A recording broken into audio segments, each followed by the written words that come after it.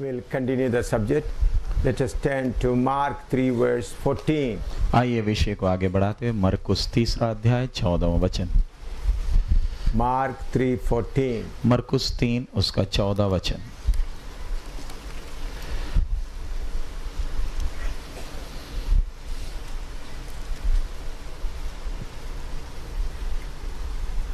And he ordained 12 that they should be with him and that he might send them forth to preach.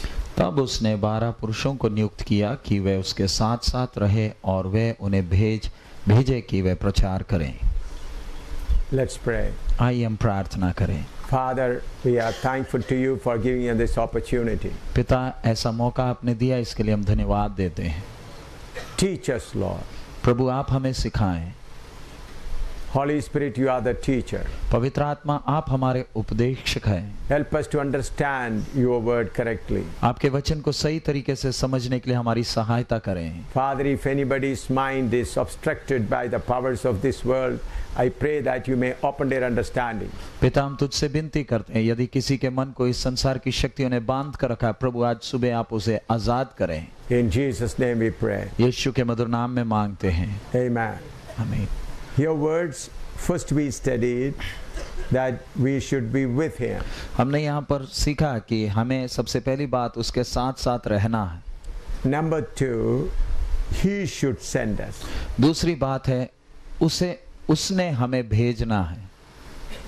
We should not go on our own. हमने अपने आप में नहीं जाना है। That I request, I entreat you to understand well. और मैं विनती करूंगा कि आप इस बात को अच्छी तरह समझने का प्रयास करें। Sometimes people will call you and you may go. कई बार लोग आपको इधर उधर से बुलाएंगे और उनकी विनती सुनकर आप जाते हैं। Sometimes through your soul you think there is a need, I must go, and you go. और कई बार आपके प्राण में आपको लगता है कि उस इलाके में सेवकाई की आवश्यकता है और आप चल पड़ते हैं। Then you will slowly depart from the path of God. और धीरे धीरे आप परमेश्वर के मार्ग से भटक जाते हैं। I always concentrate and consider, let people call me any number of time, until and unless my master tells me go, I don't go. मैं एक बात का अपने जीवन में अनुशासन रखा हूँ, चाहे लोग कितनी बार भी बुलाए, जब तक मेरा प्रभु मुझसे जाने की आज्ञा नहीं देता, मैं नहीं जाऊंगा। I made it as a very strict principle. और मैंने अपनी सेवकाई के जीवन में एक बहुत ही सख्त अनुशासन सिद्धांत बनाकर रखा। Even if anybody calls to pray for their sick people, I don't go unless master says go. और कई बार लोग बीमार के लिए प्रार्थना करने के लिए बुलाते हैं, मैं ऐसी कोई भी विनती करे मैं नहीं जाता जब तक परमेश्वर मुझे अनुमति नहीं देता। If there somebody says they are dying, come and pray. अगर कोई कहता है कि नहीं मरने वाले हैं, आप आकर प्रार्थना करें, I will not go till he says go. जब तक मेरा प्रभु मुझसे जाने की आज्ञा नहीं देता तब तक मैं नहीं जाऊंगा। Why? क्यों? When a person is dying, I have no power to heal him. अगर एक व्यक्ति मरने के कगार पर है, मेरे पास कोई शक्ति थोड़ी है कि उसको चंगा करूं। My prayer has no power. मेरी प्रार्थना में कोई ताकत नहीं है। But when he is there, everything is there. लेकिन जब प्रभु खुद है तब सब कुछ संभव है। If a neighboring person is suffering and they call me, please come, I won't go. अगर पड़ोस में कोई परेशान है और वो मुझे बुलाते हैं, मैं एकदम उनकी बात सुनकर नहीं जाऊंगा। I'll wait and ask him, should I go? Then he will say go or don't go. Then according to his direction I do. और मैं प्रभु से अनुमति मांगूंगा, अगर परमेश्वर मुझे अनुमति देगा तो ही मैं जाऊंगा। Because I don't have power within me to heal anybody or to comfort anybody. क्योंकि मेरे अपने आप में कोई सामर्थ नहीं कि किसी को ठीक करूं या उसको तसल्ली दूं। So, but many of you are not following this. लेकिन आप में से बहुत तेरे इस क्रम का पालन नहीं करते हैं। When you are sent by God, wherever Satan obstruct you, you can say, I have come under the authority. जब परमेश्वर आपको भेजता है और शैतान अगर रुकावट खड़ा करे तो आपके अंदर वो दिलेरी रहता है और आप शैतान से कहते हैं कि मैं अधिकार से आया, I am sent here. मुझे इधर भेजा गया है। I not come here, मैं इधर खुद आया नहीं, I'm sent here. मुझे भेजा गया है। That should be the basic way for you from moving from one place to another place. सेवकाई में जब आप एक क्षेत्र से दूसरी जगह जाते हैं, आपके जीवन का ये सिद्धांत होना चाहिए। John chapter 17 verse 18. यूहन्ना 17 का 18वां वचन। John chapter 17 verse 18. यूहन्ना 17वां अध्याय 18वां वचन।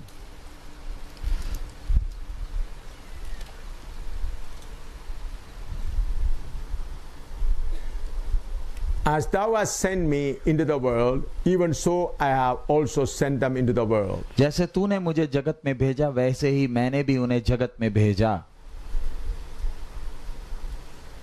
Jesus says, as you have sent me, I am sending you. प्रभु यीशु कहते हैं, जैसे तूने मुझे भेजा, वैसे मैं इन्हें भेजता हूं। We should not go on ourselves. हमें अपने आप में नहीं जाना है कहीं भी। So just like my father sent me, I sent you. जैसे तूने मेरे पिता ने मुझे भेजा, वैसे मैं भी तुम्हें भेजता हूं। Father stood with his son till the last moment. पिता अपने पुत्र के साथ आखिरी क्षण तक उपस्थित था।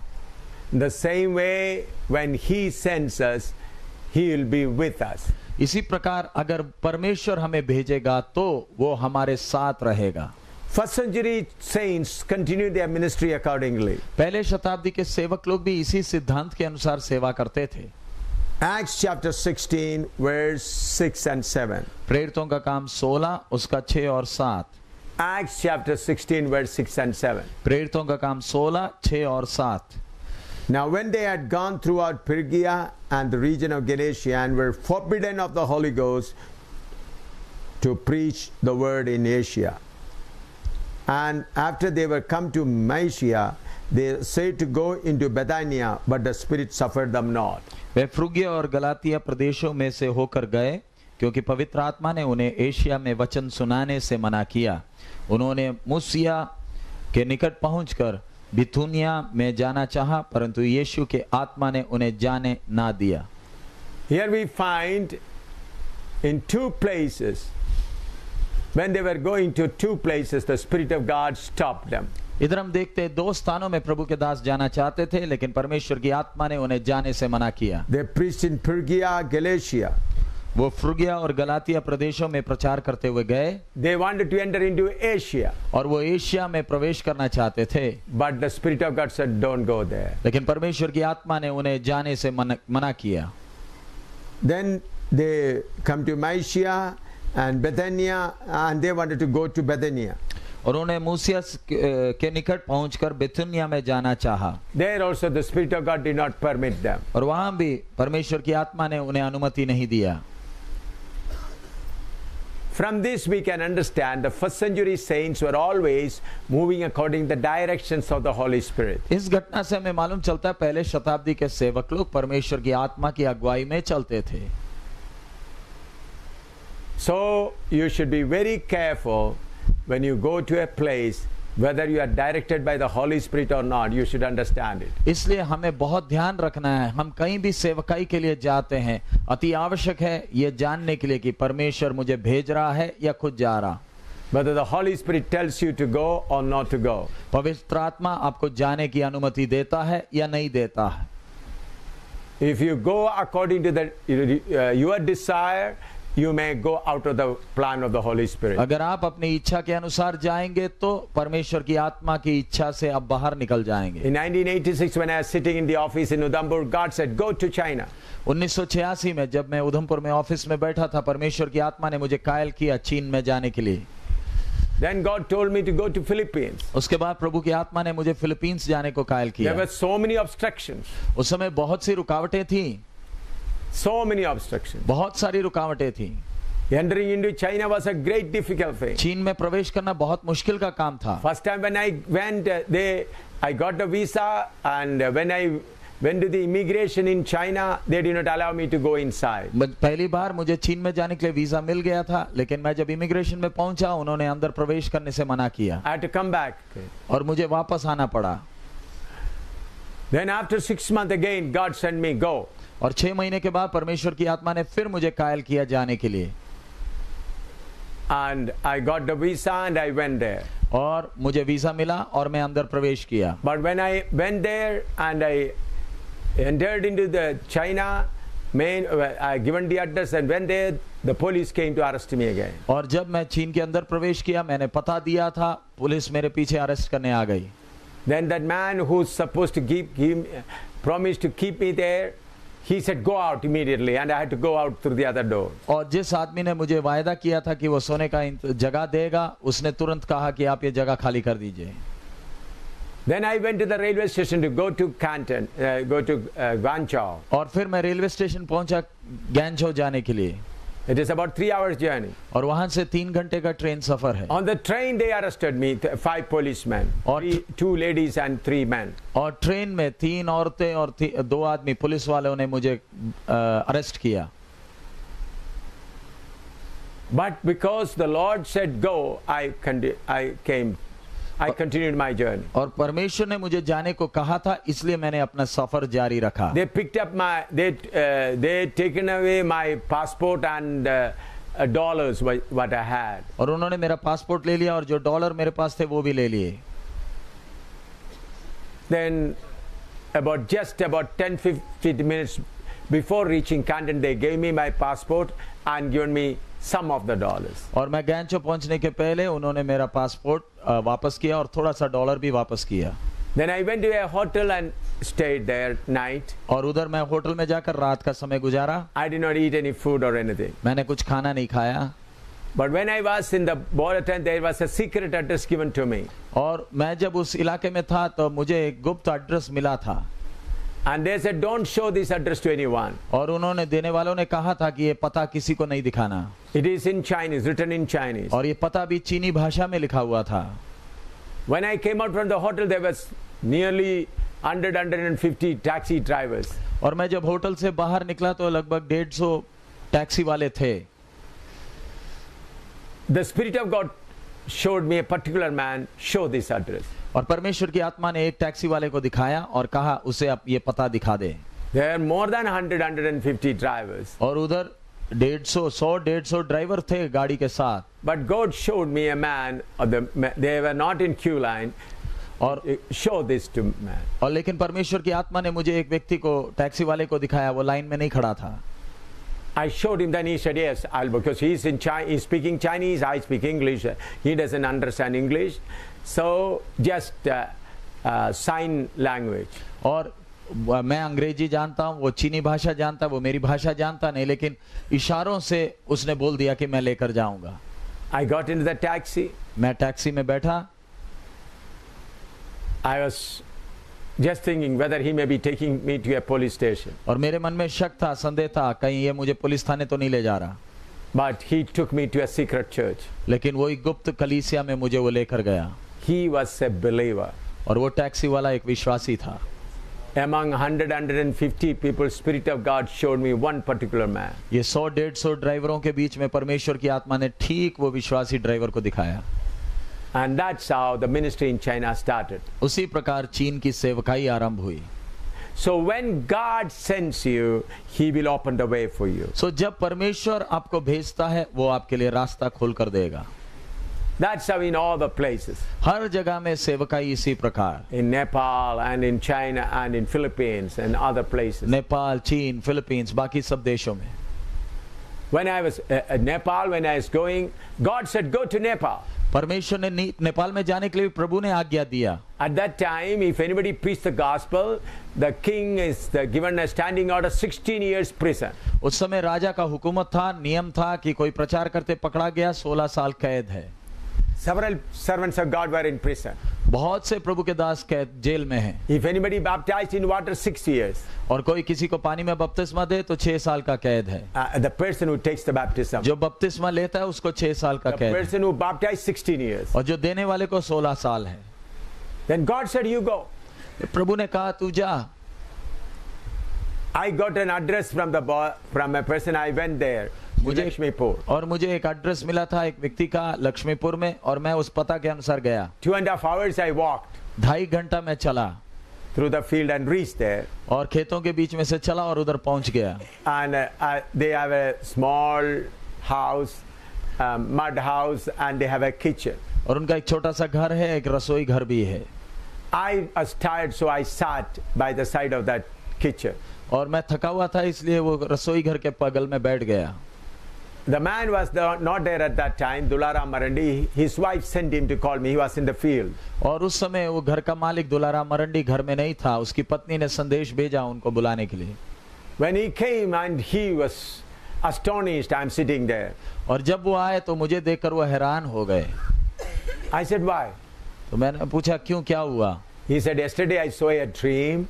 In that dream, a lion from India walking and coming and sitting in the same place where you are sitting. तब उन्होंने कहा, मैंने कल रात एक स्वप्न देखा था, भारत से कोई शेर आ रहा है और चलते चलते इसी जगह में बैठा जिधर आप अभी बैठे हो। He was surprised. वो हैरान हो गया था। God showed him a dream. परमेश्वर ने उसको एक स्वप्न दिखाया था। A lion is coming, walking and sitting in the same place where I was sitting. एक भारत से एक शेर आ रहा है और चलते चलते आ रहा है और जिधर अभी बैठा था उसी जगह में बैठ गया। He was not a Christian, वो विश्वासी नहीं था, but he also had some contact with Christians in Bihar. और उस समय उस व्यक्ति को बिहार के कुछ मसीह लोगों के साथ संपर्क था। His name was Dularam Marandi. और इस व्यक्ति का नाम दुलाराम मरंडी था। I was just talking with him. और मैं उनसे केवल बात ही कर रहा था। Then some people, about 15-20 people, carried a body of a woman. So उस समय कोई 15-20 लोग एक औरत का शरीर उठाकर लेकर आए। Dularam Marandi was a political leader also. Dularam मरंडी उस समय एक राजनीतिक नेता भी था। And he is the leader of the Santali people. और उधर के संताली लोगों का नेता भी था। So they laid the body of that woman in front of their house. और इस औरत के शरीर को इस व्यक्ति के घर के सामने रख दिया नीचे। They put a lot of plantain leaves. और कई केले के पत्ते बिछाए उसके ऊपर वो शरीर को रखा। And she is dead. They said she is dead. और वो बोलते थे कि वो मर चुकी है। But I do not know whether she was completely dead, but she was totally unconscious. मुझे नहीं मालूम वो मरी थी या नहीं, लेकिन पूरा बेहोश थी। Both her, because they were not wearing clothes on their breasts, so both her breasts were swollen and it was fully blown out. और उस समय उसने उस बहन के शरीर पर ऊपर छाती में कपड़ा नहीं था, लेकिन उसका पूरा छाती सूजा हुआ था, फूला हुआ था। And it's just full of sores and pus was. और उसमें पूरे जख्म थे, उसमें से पस निकलता था। They said she is suffering with cancer. Doctor said she's no hope. Go and take and bury her. तब उन्होंने बोला burn her in the. सब डॉक्टरों ने बोला इसमें अभी बचने की कोई आशा नहीं, खत्म हो गई, ले जाए जला दें। I have not checked whether she was dead or not. मुझे नहीं मालूम, मैंने ध्यान नहीं दिया वो मरी है या नहीं है। According to them, she was dead. उनके हिसाब से वो मर चुकी है। I felt compassion on that lady. मुझे उस बहन पर दया हुआ। I said, may I pray for her? तो मैंने उनसे पूछा क्या मैं इनके लिए प्रार्थना करूं? I said, okay. तब उन्होंने कहा प्रार्थना कर लीजिए। I went and laid hands on the head of that lady. और मैं जाकर उस बहन के सिर पर हाथ रखा। After about 2 minutes, she began to move. और 2 मिनट के बाद वो हिलने डुलने लगी। And about 3-4 minutes, her breast is completely healed. और 2-3 मिनट के बाद उसका छाती पूरा ठीक हो गया। In front of all of them. उन सब के सामने। Then she sat up and finally stood. और फिर वो बैठ गई और फिर खड़े हो गई। She began to speak. और बातें करने लगी। All these things happened in about 15 minutes time. और ये सब बातें 15 मिनट के अंदर हुआ। That's how God opened the door in Lakshmipur. उस प्रकार परमेश्वर ने लक्ष्मीपुर में दरवाजा खोला। So when God sends you, so जब परमेश्वर आपको भेजता है, He opens the door. वो खुद ही दरवाजा खोल कर देता है। So you should always go according to the command of God. So इसलिए जरूरी है कि परमेश्वर आज्ञा दे तो ही आप जाएं। Don't go on yourself. अपने आप कहीं ना जाएं। If you go on yourself, you may work here and there to use your brain and you waste lot of time. So आप अपने आप जाएंगे तो आप दिमाग लगाकर खूब काम करेंगे, थक जाएंगे, आपका कीमती समय बर्बाद करेंगे। So please see that wherever you go, you are sent by God. इसलिए हमेशा ध्यान रखें, आप जहां कहीं जाते हैं परमेश्वर ने आपको भेजना है. That's why even to the trained sisters and brothers, I say, whenever there's a need to go to some place, I tell them, pray and find out whether it's God's plan for you to go there or not. इसलिए training वाले sisters या भाई लोग जिनका training हो गया, उनको कहीं जाना है तो मैं उनसे बोलता हूँ प्रार्थना करें, प्रभु की आत्मा आपको अगुवाई करती है या नहीं. I tell them this is the place what I feel that you should go, but you pray and find out whether this is the plan of God or not. मैं उनसे कहता हूँ मुझे ऐसे लग रहा है ये इलाका में आप जाएं, लेकिन फिर भी उनसे कहता हूँ प्रार्थना करें ताकि प्रभु से अगुवाई पाएं.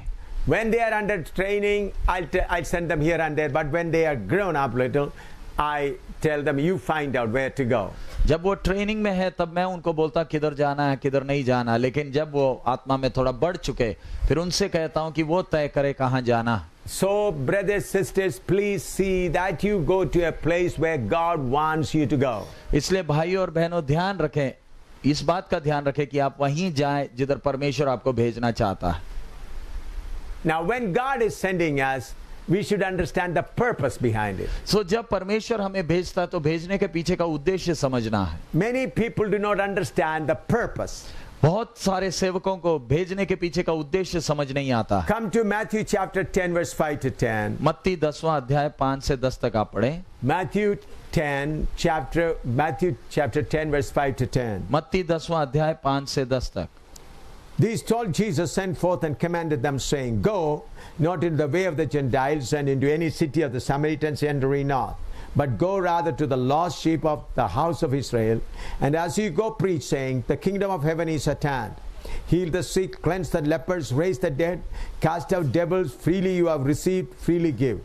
Provide neither gold nor silver, nor brass in your purses, nor script in your journey. Neither two coats, neither shoes, nor yet staves, but the workman is worthy of his meat.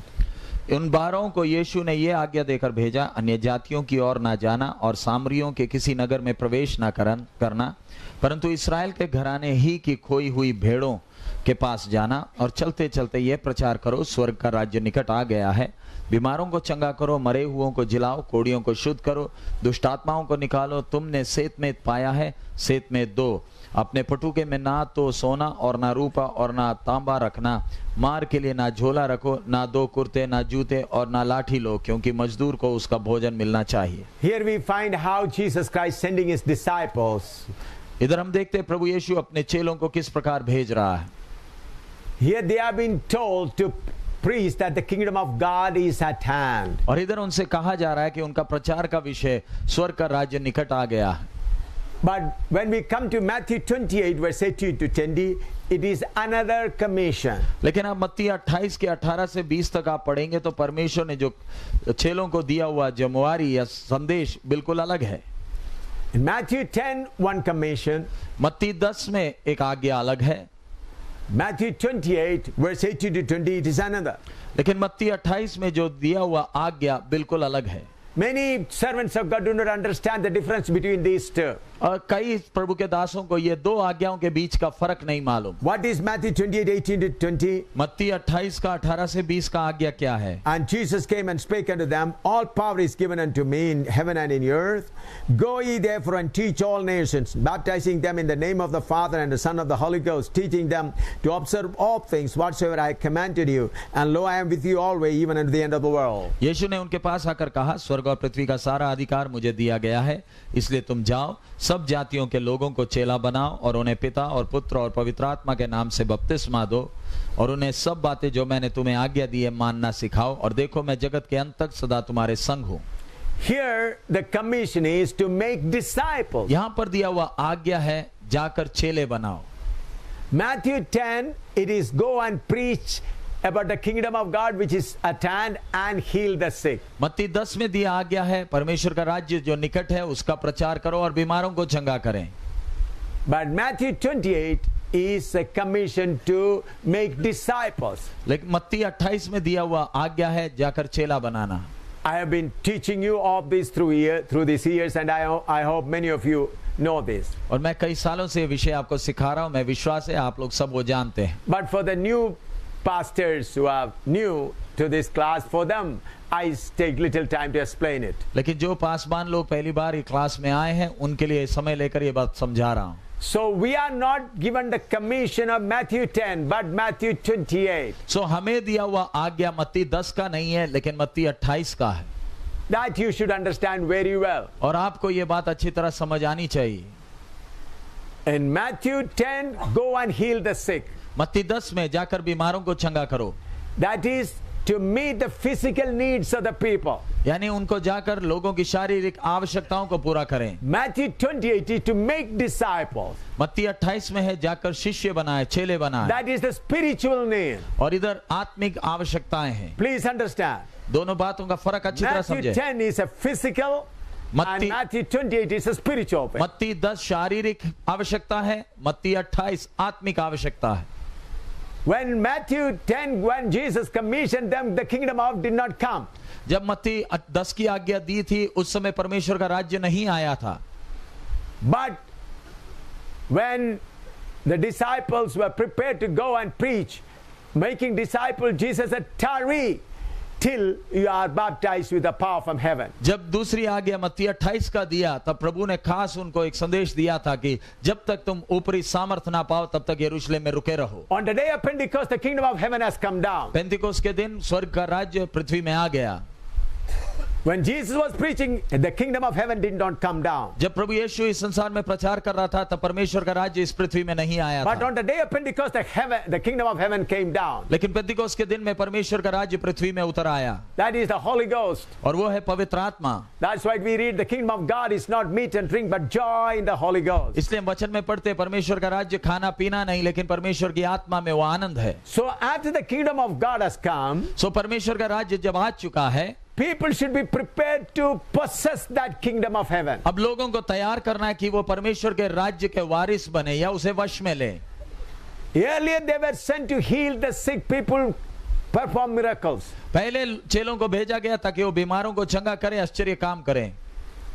These days preachers do not knowing this, they are after healing crusades. आजकल प्रचारकों को ये बात नहीं मालूम इसलिए चंगाई की सभाएं चलाते हैं. I've also been conducting different healing crusades in different parts of India. मैं भी भारत के अलग अलग स्थानों में कई चंगाई की सभाएं चला चुका But हूं. at the same time I was making disciple and healing meetings also. और उस समय मैं चेलों को बनाता था और चंगाई की सभा भी चलती थी. But now I am concentrating only on disciple making. लेकिन अब मैं केवल शिष्य बनाने के विषय पर ध्यान दे रहा हूं. When I understood the word of God correctly, I am only concentrating on making disciples. और जब मैं परमेश्वर का वचन अच्छी तरह समझ गया मेरा भी पूरा ध्यान चेले बनाने के विषय में है. So it is important for us to know the purpose for which God is sending us. इसलिए अति आवश्यक है कि मैं और आप अच्छी तरह समझे कि परमेश्वर हमें क्यों भेज रहा है. Devil has taken the people, pastors and preachers away from the true word of God. शैतान ने परमेश्वर के दास और प्रचारकों को सच्चे वचन से भटका दिया है. Even now also he is hindering. और आज अभी भी वो रुकावट खड़ा कर रहा है. Let's pray. आइए थोड़ी देर प्रार्थना करें. You clean your mind with the power of God. अपने मन को परमेश्वर के आत्मा के सामर्थ्य से शुद्ध करें. Because this he has been doing for a long time. क्योंकि ये बहुत सदियों से ये चालाकी चला रहा है. You may not know the difference between Matthew 10 and Matthew 28. आपको शायद मत्ती 10 और मत्ती 28 के बीच का फर्क नहीं मालूम होगा. Trust in the blood of Jesus Christ. प्रभु यीशु के पवित्र लहू में भरोसा रखें. Claim victory through the blood of Jesus. प्रभु यीशु के लहू में जय पाएं.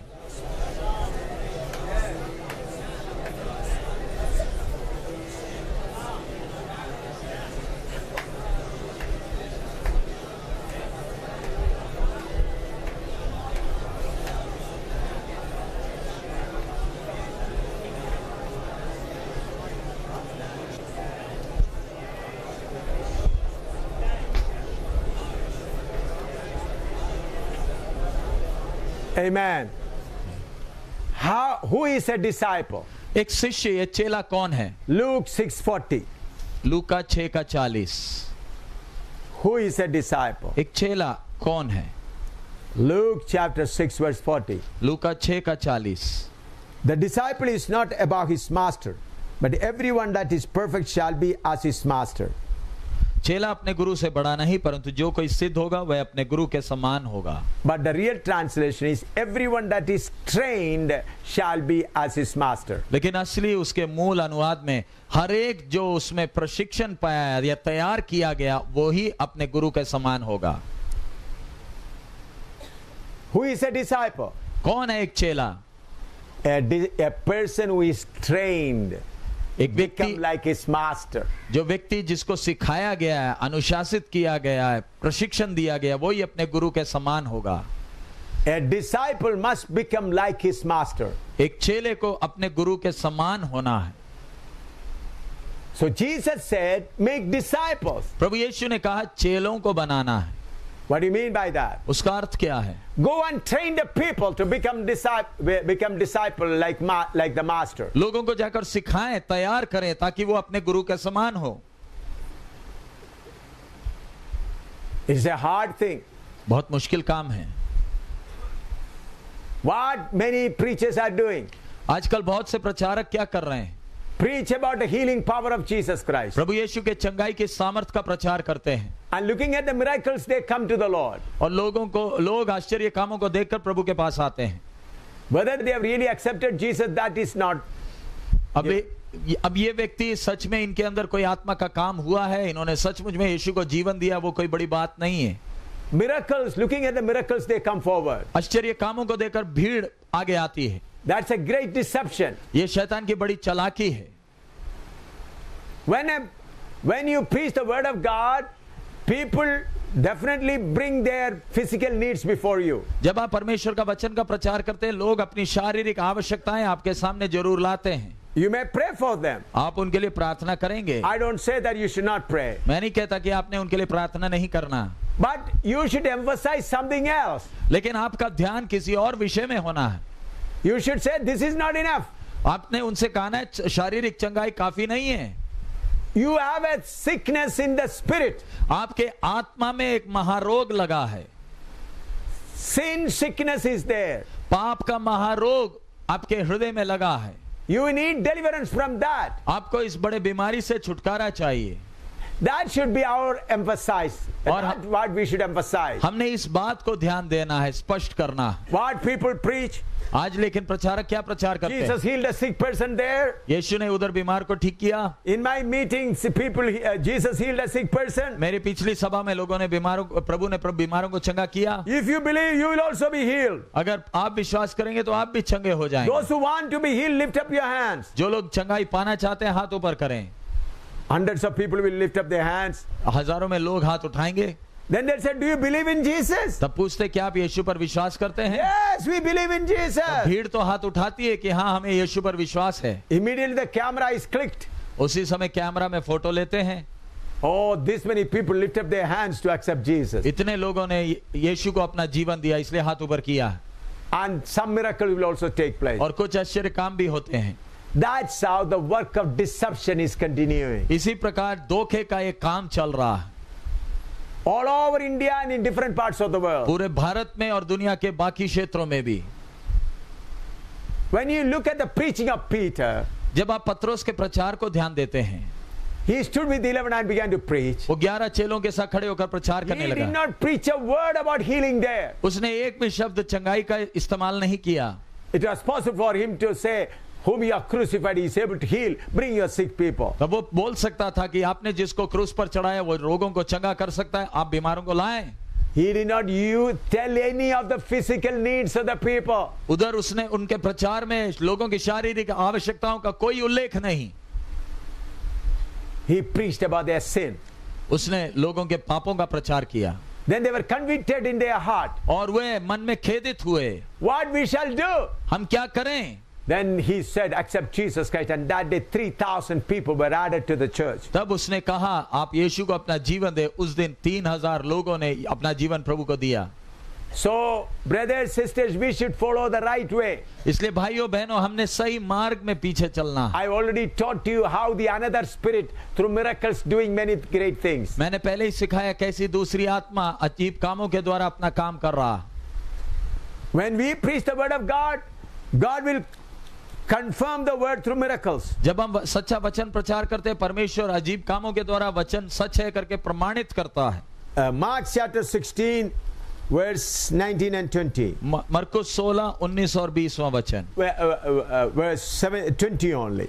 मरकुस 16 उसका 20वां वचन। Mark 16, 20. मरकुस 16 उसका 20वां वचन। And they went forth and preached everywhere, the Lord working with them and confirming the word with signs following. और उन्होंने निकलकर हर जगह में प्रचार किया, प्रभु उनके साथ काम करता रहा और उन चिन्हों के द्वारा जो साथ साथ होते थे वचन को दृढ़ करता रहा। To confirm the word, miracles were taking place. वचन को दृढ़ करने के लिए चिन्ह हो रहे थे। Understood? अच्छी तरह समझ में आया? To confirm the word of God, the miracles were taking place. वचन सच है करके प्रमाणित करने के लिए अलग अलग जगहों में चिन्ह हो रहे थे। Not to bring people to salvation. उद्धार में लाने के लिए चिन्ह नहीं हो रहे हैं। How many of you understand this? आप में से कितनों को समझ में आया? People are not, the miracles were not taking place to bring the people to salvation. आश्चर्य काम इसलिए नहीं हो रहे थे कि लोगों को कैसे ना कैसे उद्धार के मार्ग में लाएं। The miracles were taking place just to confirm to the people that this is the true word of God. चिन्ह इसलिए हो रहे थे ताकि लोग ये वचन जो प्रचार किया जा रहा है सच है करके प्रमाणित करने के लिए। So beloved, it's our responsibility to be sent by God. इसलिए प्यारे अजीजों, हमारी जिम्मेवारी है कि अच्छी तरह जाने कि परमेश्वर ने हमें भेजना है And preach the right word. और सच्चा वचन प्रचार करना है, So that people may get ready to accept the Lord. ताकि लोग प्रभु को स्वीकार करने के लिए तैयार हो जाएं। And to confirm that word, you may pray for the sick. और उस वचन को प्रमाणित करने के लिए आप बीमारों के लिए प्रार्थना करते हैं। Do not whip up the emotion of the people. लोगों की भावनाओं के साथ ना खेलें। When you whip up the emotion, they will be emotionally moved. जब आप लोगों को जोश चढ़ाएंगे तो लोग तो भावुक होंगे। But that is not the real work. लेकिन सही काम ऐसा नहीं है। The real work should be in their spirit. उनका असली काम उनकी आत्मा में होना है। The preaching should go and touch their spirit. जो प्रचार हम करते हैं लोगों के आत्मा में जाकर उसका स्पर्श होना है। And in the spirit there is conscience. उनकी आत्मा में मनुष्य का विवेक है। That conscience is to be pricked. और उनके विवेक को छूना है। Understood? अच्छी तरह समझ में आ रहा? Your preaching should prick their conscience. आपके प्रचार से सामने के व्यक्ति के आत्मा के अंदर के विवेक में स्पर्श होना है। Then only he will confess that I am a sinner. और तभी वो व्यक्ति जब चुभता है तभी वो कहता है मैं पापी हूं। Then he will say I need a savior. तभी वो कहेगा मुझे एक उद्धारकर्ता की जरूरत है। Everyone needs Jesus. सबको यीशु की जरूरत है। 99% wants Jesus to heal them, to protect them, to comfort them. 99% चाहते कि यीशु हमारी समस्याओं को दूर करे, चंगा करे। Only 1%, maybe less than 1% says, I need a savior, Jesus. 1% से भी कम कहते हैं मुझे एक उद्धारकर्ता की जरूरत है। But those who are crying for a deliverer, for a savior, they only are born again. जो कोई एक उद्धारकर्ता के लिए विनती करते या रोते केवल उन्हीं का उद्धार होता है। Preachers should know we cannot bring anybody to salvation. प्रचारकों को अच्छी तरह मालूम होना चाहिए कि हम किसी को उद्धार में नहीं ला सकते। We can plow the hearts of the people. हम लोगों के हृदय को हल चला सकते हैं। How can you plow the hearts? लोगों के हृदयों को कैसे हल चला सकते हैं? When you preach about sin and its effect, their hearts will be plowed. जब आप पाप और उसके असर का प्रचार करते हैं तब पापी का हृदय में हल लगता है। When you have plowed a heart, जब आपने उनके दिलों को जोता है, हल चलाया है, then they cry, और वे रोते हैं, then the Holy Spirit bring the seed. तब पवित्र आत्मा बीज लेकर आता है। You must understand the Holy Spirit only brings the seed. आपको अच्छी तरह मालूम होना चाहिए पवित्र आत्मा ही केवल वो बीज लाता है। No pastor, no preacher on earth can bring the seed into a heart of a person. कोई प्रचारक या पासवान एक व्यक्ति के हृदय के अंदर बीज नहीं लाता है। No one. कोई नहीं कर सकता। Only Holy Spirit can bring the seed. केवल पवित्र आत्मा ही वो बीज लेकर आ सकता Holy है। Spirit sees whether that heart is plowed. और पवित्र आत्मा देखता है कि उनका हृदय में हल लगा है या नहीं। What people are doing today, आज लोग करते क्या हैं? they preach about healing, वो चंगाई का प्रचार they करते हैं, preach about material blessing, शारीरिक आशीषों की प्रचार they करते are हैं, emotionally moved. उनको भावुक करते हैं, जोश चढ़ाते हैं। Do you need Jesus? क्या आपको यीशु की जरूरत They है? will lift both their hands. वो एक हाथ नहीं दोनों हाथ उठाते हैं They will cry और वो रोते हैं because they have financial needs. क्योंकि उनको बहुत पैसे की जरूरत है, They have a sickness problem. उनको शारीरिक बीमारों की समस्या है They will cry, Jesus, help me. और वो चिल्लाते हैं प्रभु यीशु तू मुझ पर दया कर। They'll say, come forward. और वो ये बोलते हुए आगे आते हैं। When the preacher says come forward, they'll run and come forward. जब प्रचारक उनको आगे आने की आज्ञा देता है दौड़कर आगे आते हैं They'll sit on their knees, और वो घुटने के बल बैठते हैं then start crying. और रोने लगते हैं। Ask him, why are you crying? अब पूछ कर देखे क्यों रो रहे हो? I have a lot of pain. Jesus will heal me, therefore I am crying. मेरे जीवन में बहुत दर्द है, मुझे पूरा विश्वास है यीशु पर, इसलिए मैं रो रहा हूँ। And I need a house, and I know Jesus is full of compassion. He will give me, therefore I am crying. मुझे घर की जरूरत है, मुझे मालूम है यीशु बड़ा दयालु है, इसलिए मैं रो रहा हूँ, मुझे घर मिलेगा। What people will say? तब लोग क्या कहेंगे? What preacher will say? तो प्रचारक क्या They कहेगा? are all repenting of their sin. ये सब अपने पाप से पश्चाताप कर रहे हैं, Their heart was not plowed. उनके दिलों को हल नहीं किया गया, जोता नहीं They गया, does not preach about sin. पाप का प्रचार नहीं हुआ। They just whipped up their emotion about healing and material blessing. उनको शारीरिक आशीषों के लालच देकर बस जोश चढ़ाया गया And people come for physical healing and material blessing. और लोग शारीरिक चंगाई और शारीरिक आशीषों के लिए आगे आते हैं That church will go on in that way. और वो कलीसिया इसी तरीका चलता रहेगा Always depending on material things. और हर बार शारीरिक आवश्यकताओं पर भरोसा करते This हुए। is the greatest deception of Satan. और ये शैतान का सबसे बड़ा धोखा है। Preach about material things and whip up the emotion of the people. शारीरिक बात आशीषों का प्रचार करके लोगों को जोश चढ़ाएं। I heard a preacher from Madras preaching on a television screen. मैं पिछले दिनों टीवी में एक मद्रास से एक प्रचारक को प्रचार करते सुना। I was sitting somewhere in northern India, and through the TV I saw it. और एक टीवी के द्वारा किसी के घर में बैठा था, मैंने उसका प्रचार सुना। Very famous preacher. बड़ा प्रसिद्ध प्रचारक है I think he is number one in Tamil Nadu. और मुझे लगता है शायद तमिलनाडु में सबसे आगे है। There were several thousands of people. हजारों की संख्या में लोग थे। Then he said, I have not seen here or not heard what God has prepared for you. और वो प्रचार कर रहा था, विषय था जो आशीषें प्रभु ने रखी है किसी आंख ने नहीं देखी, It is not known to any man. किसी आदमी ने नहीं देखा है। Then he said, the trouble here is for a short while. और फिर वो प्रचार किया कि इधर की कष्ट थोड़े दिन का है And God is going to give you blessing. और परमेश्वर आपको आशीष देने जा रहा है। Then he began to say, फिर वो कहने लगा, by faith see a beautiful building. विश्वास से आप एक खूबसूरत घर को देखें By faith you see a beautiful car. और विश्वास के द्वारा एक खूबसूरत कार देखें By faith you believe that your fridge is full of eatables. और विश्वास से देखें आपके फ्रिज पूरा खाने से भरा है। The trouble now you have is only for 1 or 2 days. आपकी जो समस्या केवल 1-2 दिन के लिए है। If you believe, अगर आपको विश्वास करेंगे तो all these things will be yours. ये सब आपको मिल जाएगा। Abraham's blessing is your blessing. Abraham की आशीष आपकी है। That land is flowing with milk and honey. वो जमीन दूध और मधु से बहता है। People are shouting hallelujah, hallelujah, hallelujah. प्रभु लोगों को प्रचार सुन के आत्मा चढ़ गया, hallelujah hallelujah. I was thinking if I'd have been there, I would have straight away gone to the stage and snatched that Bible from him. और मुझे लगता था अगर मैं उधर होता तो जाकर उसकी बाइबल स्टेज से छीन लेता। I would have definitely gone publicly, whether people beat me or you are killing, you are deceiving these thousands of people, you are a deceiver. I would have removed the Bible from his hand. मैंने उस stage में चले जाना था और उसके हाथ से बाइबल छीन लेनी थी, ये बोलते हुए कि तू इतने हजारों को धोखा दे रहा। Even people beat me and kill me, I don't mind. अगर उसके लिए लोग मुझे मारे कुछ भी करे मुझे चिंता नहीं। What he says, वो क्या कह रहा है? your trouble on this year now is a short while. वो कहता था आपके अभी के जो कष्ट है कुछ दिनों का है। The great blessing before you. कितनी आशीष आपके सामने है। Abraham's blessing. अब्राहम की आशीष, Land of milk of honey. दूध और मधु बहने वाला देश। Now you don't have water to drink. अभी आपके पास पीने का पानी नहीं। A day is coming, plenty of milk, you will be drinking milk only. और एक दिन आने वाला है आप दूध ही दूध पिएंगे। When I heard that, when thousands of people sitting there and somebody speaking in tongue, singing hallelujah, I thought, Lord, what happened to South India? और जब मैंने वो टीवी में देखा कई लोग आत्मा में आगे अन्य भाषा बोल रहे हैं, कई रो रहे हैं, मैं सोच रहा प्रभु दक्षिण भारत को क्या हो गया? How these people of Tamil Nadu, Madras have been deceived. प्रभु ये तमिलनाडु या मद्रास के लोग कैसे धोखे में पड़े हैं? A famous preacher is preaching. एक प्रसिद्ध प्रचारक प्रचार कर रहा।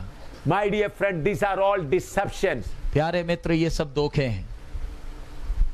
You may, I already told you, to Yonggi Cho I written a paper with about 16-page letter. योंगी चो के बारे में आपको मालूम है, मैंने पहले ही बताया, उसको 16 पेज का एक लंबा चिट्ठी लिखा था। You can see this in that paper in our website. और वो चिट्ठी को आप हमारे वेबसाइट में पढ़ सकते हैं। I wrote to him, you calling yourself a servant of God made the doves of God as pigs. मैंने उनको लिखा कि तू अपने आप को प्रभु का दास कहलाता है, लेकिन तूने प्रभु के बच्चों को जो कबूतर होना चाहिए उनको सूअर में बदला। You are giving the material blessing. You are answerable to millions of people. तू लोगों को धोखा दे रहा है, शारीरिक आशीषों की लालच देकर परमेश्वर के सामने इन आत्माओं का हिसाब देना होगा। So beloved pastors, I request you stay on in the word of God. इसलिए प्यारे अजीजों प्रभु के दास लोगों, मैं आपसे विनती करता हूँ, वचन से दाएं बाएं ना हटें। परमेश्वर का अनुग्रह अब तक हमें यहाँ तक पहुँचाया। And we are sure that our Lord will lead us till the end. और हमें पूरा भरोसा है हमारा परमेश्वर अंत तक हमें चलाएगा। It is not our strength, it is not our ability, but it is He who brought us this far. ये हमारा बल नहीं, हमारी खूबी नहीं, केवल यहोवा ही ने हमें अब तक संभाला और अब तक पहुंचाया। We had to face how many storms of sicknesses and problems and persecution, but He brought us this far. कितने तूफानों का सामना करना पड़ा, बीमारी का, कष्ट का, भूख का, लेकिन अब तक उसने हमें पहुंचाया, संभाला। So we should always remain grateful to Him. इसलिए हमें जिंदगी भर उसके आभारी रहना है। This Bible class is not just to give you the word of God, but to strengthen you both spiritually through the word and through the Holy Spirit. ये Bible class सिर्फ आपको कुछ वचन देने के लिए नहीं, लेकिन आपको आत्मा में बल प्राप्त करने के लिए वचन के द्वारा और आत्मा के द्वारा बल पाने का एक मौका है। We eat the word and we drink the Holy Spirit. हम परमेश्वर का वचन खाते हैं और परमेश्वर की आत्मा को पीते हैं। When you eat food, you need water. जब आप खाना खाते हैं आपको पानी चाहिए। When you eat heavy food, you need more water. ज्यादा भारी खाना खाओगे ज्यादा मात्रा में पानी चाहिए।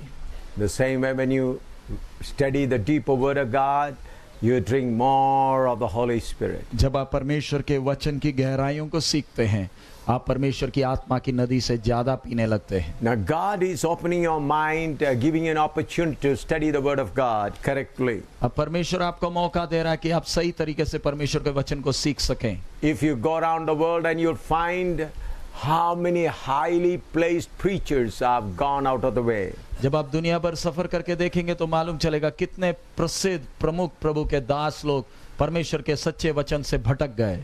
You are blessed people, you are getting the true undiluted word of God. हम कितने धन्य, कितने सौभाग्यशाली हैं, हमें परमेश्वर का शुद्ध वचन मिल रहा है। Now let us turn to one of the greatest mistakes the preachers are doing these days. आइए हम अपना ध्यान उस विषय की ओर लगाएं जिस विषय में परमेश्वर के बहुत से प्रसिद्ध प्रभु के दास गलती में हैं। Yesterday one servant of God from Madras read that scripture and I said I'll explain it later.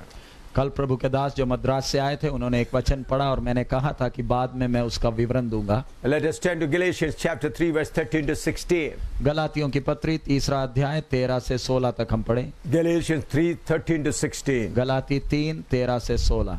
Christ hath redeemed us from the curse of the law, being made a curse for us, for it is written, cursed is everyone that hangeth on a tree, that the blessings of Abraham might come on the Gentiles through Jesus Christ, that we might receive the promise of the Spirit through faith.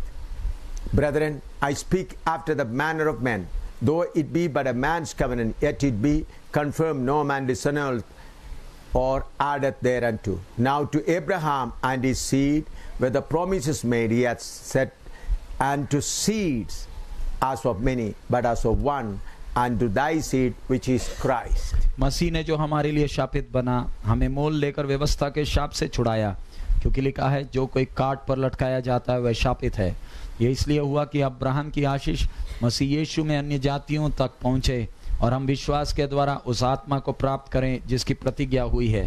हे भाइयों, मैं मनुष्य की रीति पर कहता हूँ, मनुष्य की वाचा भी जो पक्की हो जाती है तो ना कोई उसे टालता है और ना उसमें कुछ बढ़ाता है। अतः प्रतिज्ञाएं अब्राहम को और उसके वंश को दी गई।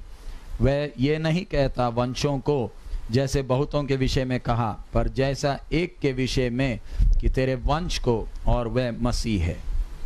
Many great preachers, many famous preachers take this scripture in a wrong way.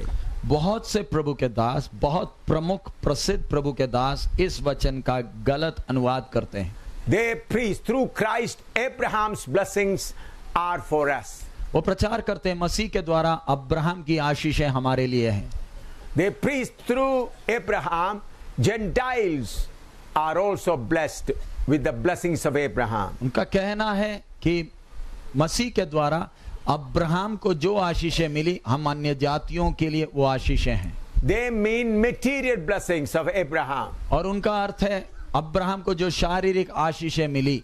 So they interpret this scripture in such a way, through Jesus Christ, Gentiles can get the blessings of Abraham. उनका अनुवाद इस प्रकार है कि मसीह के द्वारा हम Abraham को मिली हुई सारी आशीषों को, शारीरिक आशीषों को हम पा सकते हैं। For Abraham, God said, you come out from your own place, I'll give you the land flowing with milk and honey. Abraham से परमेश्वर ने वायदा किया कि तू अपना देश और सब छोड़कर आ, दूध और मधु बहने वाला देश मैं तुझे दूंगा। In the same way, if you leave the sinful world, God is going to bless you materially. So इसी प्रकार अगर आप पाप के जीवन को छोड़ेंगे, प्रभु आपको शारीरिक तौर पर बहुत आशीष देगा। You will be enjoying all the milk and honey while here on this earth. उनका कहना है आप जब इस संसार में हैं तब आप पूरा दूध और मधु का अनुभव इधर ही अनुभव करोगे। But those poor preachers do not read the complete scripture. लेकिन बेचारे अज्ञान प्रचारकों को वचन अच्छी तरह पढ़ना नहीं आया। There it is written Abraham's seed, it is not written seeds. इधर स्पष्ट वचन कहता है कि अब्राहम के वंश को दी गई, अब्राहम के वंशों को दी गई कर नहीं है। That seed is Jesus Christ. और वो जो वंश है वो यीशु मसीह है। Abraham's blessing to the Gentiles is Jesus Christ. अन्य जातियों के लिए जो आशीष अब्राहम से मिली है वो यीशु मसीह है। Through the tribe of Abraham, Jesus came.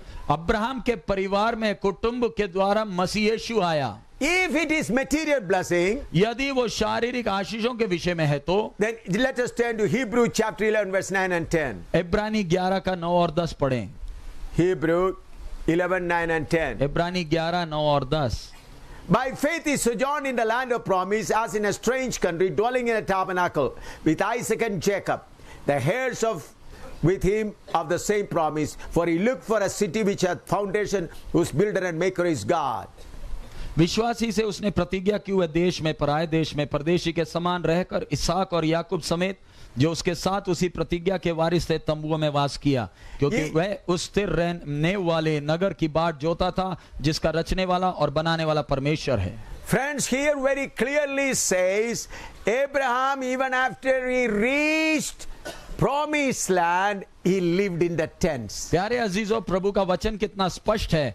Abraham वायदे किए देश में पहुंचने के बाद भी तंबुओं में वास किया। With his son Isaac and his grandson Jacob, he lived in the tent. अपने बेटे इसाक और अपने पोते याकूब के साथ वो तंबुओं में वास किया। God did not promise Abraham New Jerusalem. परमेश्वर ने अब्राहम को नया यरूशलेम का वायदा नहीं दिया था। God did not promise Abraham the city of God. परमेश्वर ने अपने नगर का वायदा अब्राहम को नहीं दिया था। That promise is given to you and me. और वो वायदा परमेश्वर ने आपको और मुझे दिया है। The city of God is New Jerusalem. परमेश्वर का नगर है नया यरूशलेम। Somehow Abraham got a clue, some indication there's going to be a city of God. लेकिन अब्राहम को कहीं ना कहीं कुछ तुक मिला कि परमेश्वर का एक नगर होगा।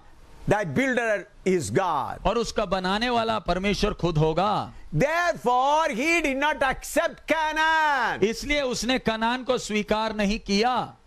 It was possible for him to build a house there and stay. और उसके लिए संभव था कि उधर वो घर बनाकर रहे।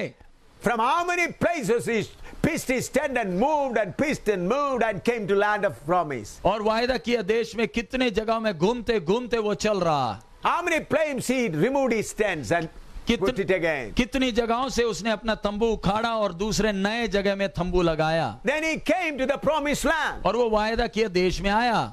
There also it was possible for him, oh, we reached the promised land, here we need not move anymore. और इधर वायदा किए देश में पहुंचने के बाद वो कह सकता था अब तो जहां पहुंचना पहुंच गए, अब तो तंबू उखाड़ने की जरूरत नहीं। Now we can build a house here. और यहां हम अपना घर बना सकते हैं। He is telling to his son Isaac. He is telling to his son Isaac. अपने बेटे इसहाक से वो कह रहा है, Son, journey is not yet over. बेटा ये सफर समाप्त नहीं हुआ। He sends his son, grandson Jacob. और अपने पोते याकूब से कहता है, Journey is not yet over. सफर खत्म नहीं हुआ।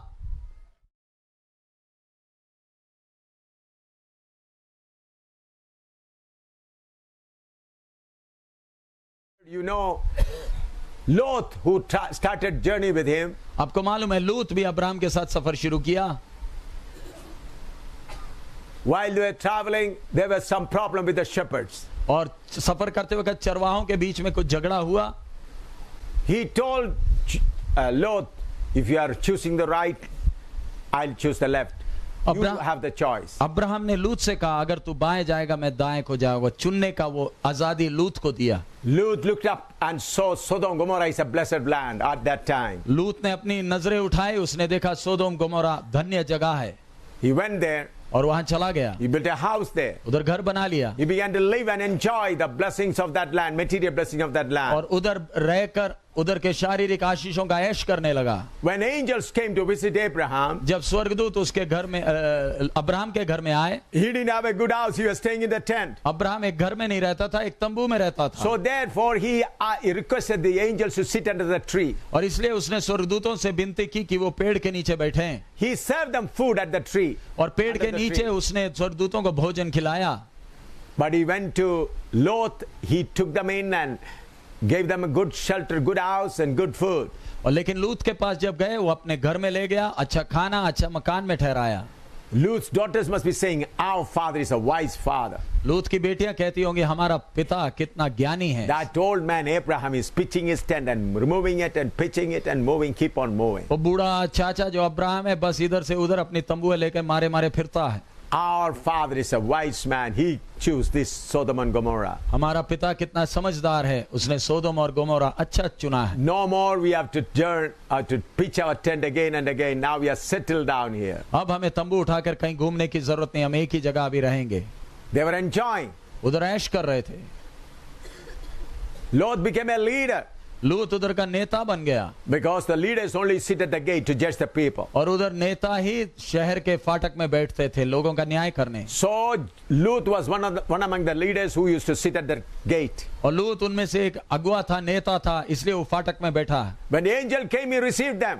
और जब स्वर्गदूत आए इसने उनको स्वीकार किया। Took them into his good house. और अपने अच्छे मकान में ले गया। Gave them a good meal. और उनको अच्छा खाना खिलाया। But the middle of the night, angel said, you have to get out from here. रात के समय स्वर्गदूतों ने बोला तूने इधर शहर छोड़कर भागना है। In the morning, they were hesitating to go. और सुबह के समय जाने में हिचकिचा रहे थे। Then the angels dragged them. और फिर स्वर्गदूत उनको हाथ से पकड़कर घसीट के शहर के बाहर He लाए। said, run. और उनसे कहा भागो, Don't turn back. पीछे मुड़कर नहीं देखना। But his wife turned back and became a pillar of salt. लेकिन उसकी पत्नी पीछे मुड़कर देखी और नमक का खंबा बन गई। Later on, his daughters did the most dirty sin in the world. लेकिन उसके बाद उसकी बेटियों ने संसार का सबसे घृणित पाप किया। Committed adultery with their own father, Lot. अपने पिता लूत के साथ व्यभिचार किया। Now, in the book of Jude, it said, because Lot started with Abraham, it is counted righteousness for him. यहूदा में पढ़ते हैं अब्राहम के साथ लूत सफर शुरू किया इसलिए उसे धर्मी गिना गया। I borrow your imagination, come to heaven. और मैं आपसे विनती करता हूं आप स्वर्ग में जरा आएं, उधर का नजारा देखें। Come with your imagination to heaven. और कल्पना में आप स्वर्ग में जरा मेरे साथ अभी आएं। Noah sitting there with his wife and 3 sons and their wife, 8 people. नूह अपनी पत्नी और 3 बेटे और बहुओं के साथ 8 लोगों के साथ स्वर्ग में बैठा। On the other side, Lot alone. दूसरी तरफ में लूत अकेला। Where is Lot's wife and his 2 daughters? लूत की पत्नी और 2 बेटियां कहाँ? Not in heaven. स्वर्ग में नहीं है। Whose mistake? किसकी गलती? Lot chose the wrong choice. लूत ने गलत चुनाव किया। Material choice was a wrong choice for Lot. शारीरिक जो चुनाव लूत ने किया वो भयानक गलती थी। Abraham blessing is not material blessing. Abraham की आशीषें शारीरिक आशीषें नहीं हैं। Abraham blessing is a seed to the whole world. Abraham से मिला हुआ जो आशीष है वो सारे संसार के लिए वो बीज, वो वंश है। You understand? आपको समझ में आया? The blessing of Abraham is Christ. Abraham की जो आशीष हमें मिली है वो मसीह यीशु है। To these preachers who preach blessing of Abraham, you must tell them read the word correctly. और जो प्रचारक ऐसे ये आशीषों का प्रचार करते हैं उनसे कहना है कृपया वचन खोलकर ध्यान से पढ़े क्या लिखा है। In there itself it is written. और उसी वचन में स्पष्ट लिखा है। Blessing, when come to discuss the blessing of Abraham is the seed. Abraham का जो आशीष है वो वंशों नहीं है, वंश है। There itself it is written that seed is Christ. और वहां पर लिखा है वो वंश मसीह यीशु है। Through Abraham, Gentiles receive the blessing that is Christ. Abraham के द्वारा अन्य जातियों ने जो आशीष पाई वो मसीह यीशु है। Therefore, Abraham also lived in the tent. इसलिए अब्राहम भी तंबुओं में वास किया। He looked for the city of God. वो परमेश्वर के नगर को देखता रहा। So therefore, children of God, don't be confused with the present day preachers. इसलिए प्यारे अजीजों, आज के आधुनिक प्रचारकों के प्रचार से गुमराह ना हो जाएं। I'll be taking this subject more clearly in the evening session. और शाम की सभा में मैं इस विषय को और खोल कर सिखाऊंगा। Material blessing. शारीरिक आशीषें। What is the difference between material blessing and spiritual blessing? शारीरिक आशीष और आत्मिक आशीष के बीच का फर्क क्या है? Because these days, out of 199% preachers preach about material blessing. क्योंकि आज की दुनिया में 100 में से 99% प्रचारक शारीरिक आशीषों का प्रचार करते हैं। America, Kerala, South India, all over the place, Norway, Australia, everywhere. America, Australia, Europe, दुनिया भर, भारत में भी सब जगह इसी प्रचार हो रहा है शारीरिक आशीष का। I would like to put these scriptures before you in your fresh mind in the evening session. और शाम की सभा में यही वचन को दोबारा मैं आपके सामने रखूंगा। What is the great difference between material blessing and spiritual blessing? शारीरिक आशीष और आत्मिक आशीष के बीच में फर्क क्या है? Then you will understand the great danger in that. फिर आपको उसके अंदर के भयानक खतरे का समझ आएगा। Then you will understand how the churches are being exploited, destroyed by these false preachers. और फिर आपको मालूम चलेगा ये गलत प्रचारकों के द्वारा कलीसियाएं कैसे बर्बाद हो रही हैं। And I'll bring before you the word that usually take to preach and confuse people. और मैं फिर वो वचन भी आपके सामने लाऊंगा जिसका इस्तेमाल कर कर ये लोगों को गुमराह करते हैं। Now your rest time is coming, therefore I'm closing here. इसलिए अभी आपका क्लास का समाप्ति का समय आ रहा है, इसलिए मैं समाप्त कर रहा हूँ। I give you rest time so that you meditate on the word. मैं आपको आराम का समय दे रहा हूँ ताकि जो वचन सुना है उस पर मनन करें। Not just to keep it in the notebook, but to understand it. Notes लिखकर कॉपी में रखने के लिए नहीं, लेकिन आप उसको समझने के लिए। Today we studied, He must send us. आज सुबह हमने जो सीखा वो विषय, उसने हमें भेजना है। And we also studied, Holy Spirit did not allow them to go to Asia and to another place. और हमने देखा किस प्रकार प्रभु के दासों को परमेश्वर की आत्मा ने एशिया में और दूसरे स्थान में जाने में रोका। And I told you what is the difference between Matthew 10 and Matthew 28. और मैंने सिखाया किस प्रकार मत्ती 10 और मत्ती 28 में जो फर्क है। Matthew 10, when Jesus sent them 2 by 2, it was for their physical healing and to preach them about the kingdom of God. और जब मत्ती 10 में परमेश्वर ने, प्रभु यीशु ने चेलों को 2-2 कर कर भेजा, वो उनके शारीरिक चंगाई के लिए और आने वाले परमेश्वर के राज्य का प्रचार के विषय में था। But Matthew 28:10 is to make disciples. लेकिन मत्ती 28 का 10 मत्ती 28 का 18 से 20 में हम पढ़ते हैं चेले बनाने का जिम्मेवारी है। Everyone that is trained shall be like his master. हर कोई जो प्रशिक्षण पाएगा वो अपने गुरु के समान होगा। So we are making disciples. हमारा काम है, हम जो कर रहे हैं वो चेले बनाने का काम है।